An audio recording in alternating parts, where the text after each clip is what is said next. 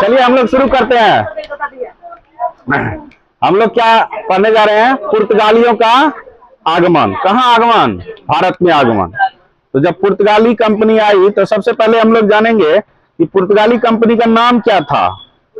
पुर्तगाल trading company या पुर्तगाल trading union company. वैसे पुर्तगाल trading company ज्यादा फेमस है।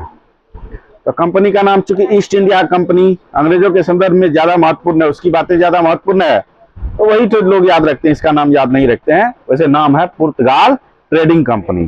पहले सुन लीजिए तब लिखिएगा। सुनने के साथ आपको बहुत चीजें याद हो जाएगी। खास बात यह है कि वास्को डी गामा, देखिए यूरोप में ये बगल का देश है ना, पुर्तगाल नाम से याद है, गाल किनारे में होता है। देखिए ये भी किनारे में है।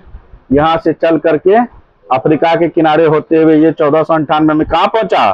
भारत। भारत में केरल के पास है ना, मालाबार तट पर। तो यहां पर जो ये आ रहा था, ये केप ऑफ गुड होप है, दर्शाया हुआ है। तो रास्ते में यहां पर देखिए ये ना दिख रहा है नक्शा में, कम दूरी है, लंबी दूरी है। यहाँ पर ये अफ्रीका का दक्षिणतम बिंदु है। ये महादेश देखिए एशिया है। यहां रुका था, रास्ता भटक गया था, लेकिन गुजरात के एक व्यापारी थे जो यहां से चल के यहाँ आए थे, क्योंकि ये दोनों में व्यापार चलता था। अब्दुल मजीद नाम है, अच्छी बात है, आप लोगों को याद है। तो इंडिया ऐसे कुछ बात कर रहे थे, मसाले के संबंधित बात हो रही थी। तो वास्को डी गामा ने इस बात को सुना, उसको लगा अच्छा इंडिया की बात हो रही है, पूछते हैं क्या है। जब पूछा तो पता चला कि ये लोग इंडिया जाने के लिए आए हैं। तो बोले कोई दिक्कत नहीं है, चलिए हम लेके चलते हैं। जब कंफर्म हो गए तो वही लेके आए।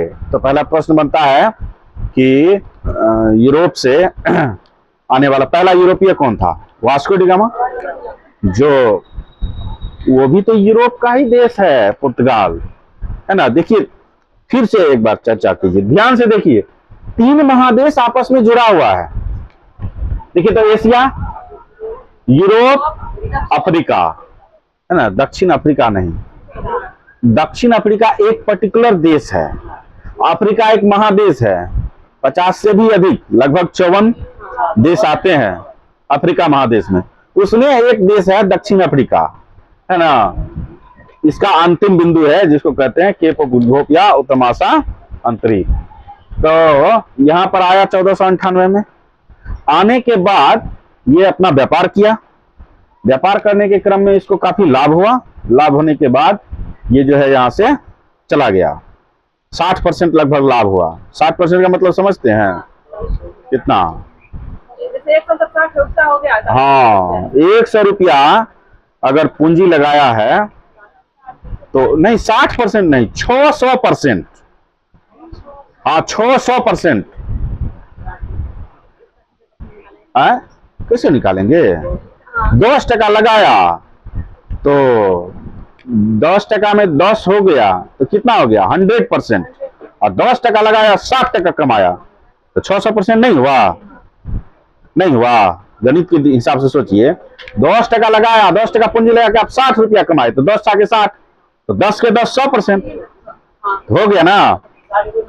60। तो सोचिए कितना बड़ा लाभ है।